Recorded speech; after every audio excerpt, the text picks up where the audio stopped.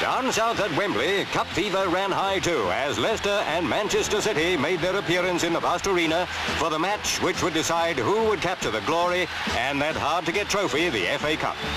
Joe Mercer's lads were hot favourites, but there are no sure things in a cup final, and every one of the 100,000 in the stadium knew it. The first victory of the day went to Book, Manchester skipper, who won the toss. Incidentally, they used a new 50-pence piece. Up in the royal box, King Hussein settled down, so too did Princess Anne. It was her first cup final, a match which Leicester set in motion with a spirited attack. They'd played in 3 previous finals, but had never been the victors. Well, here was another chance for them. Fern got it. These were the early moments of sparring, probing defence, testing for weaknesses, hoping for an early goal.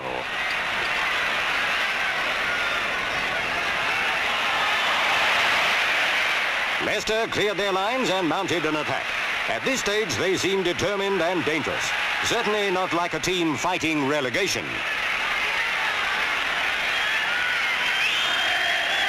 Lockhead slid the ball to Clark, who smashed it goalwards. Dowd made it a do-or-die save, giving away a corner. That was a close one. The Leicester lads were certainly having a go, unfortunately with little effect on the opposition.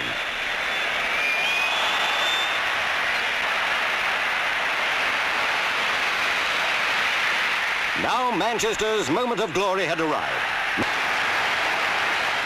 That goal was the tonic Manchester needed. Their supporters could already see the cup on its way to their part of the world. From then on, there didn't seem to be any stopping them. They were dominant. Apart from the brief period of supremacy by Leicester early on, Manchester City now held all the aces. Shilton was a mighty barrier. Nevertheless, at half-time, Leicester were trailing by the only goal of the match. There was another 45 minutes to go. Leicester and their fans still had hope as the stadium settled down to the interval entertainment.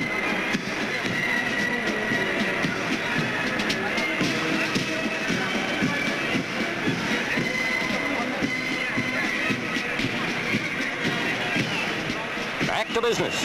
Manchester straight into the attack. They appeared to have the measure of the men in blue and white.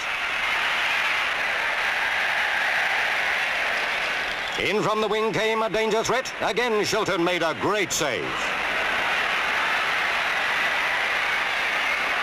The Leicester defenders moved the ball away upfield. Manchester were concentrating on attack. With speed, Leicester could have caught them napping and broken through, but their attacks were far too casual and certainly lacking in zest, though they worried Manchester from time to time. With their slender lead, the Mancunians couldn't afford to relax.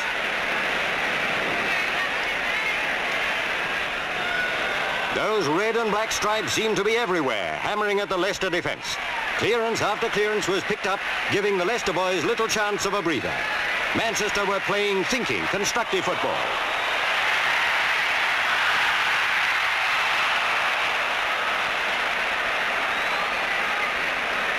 While Manchester were undoubtedly masters of the match, they'd certainly been given a good run for their money. Try as they might, they found it impossible to increase their lead. At the same time, Leicester didn't look like scoring, and the final whistle was only seconds away.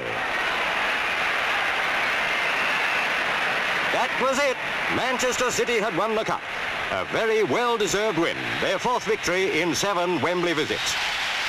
This was that very special moment. The cup was theirs. No more worries, just the delight of having done it. What a moment for Joe Mercer. Up that long flight of stairs, they came to receive the cup. This, too, was the greatest moment for their supporters, as Tony Book, followed by his mighty men, prepared to receive the trophy from Princess Anne.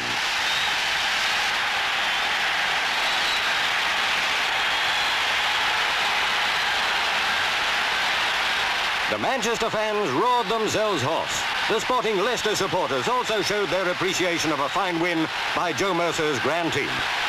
His was a smile to remember as the team he'd nurtured and groomed set out on their lap of honour.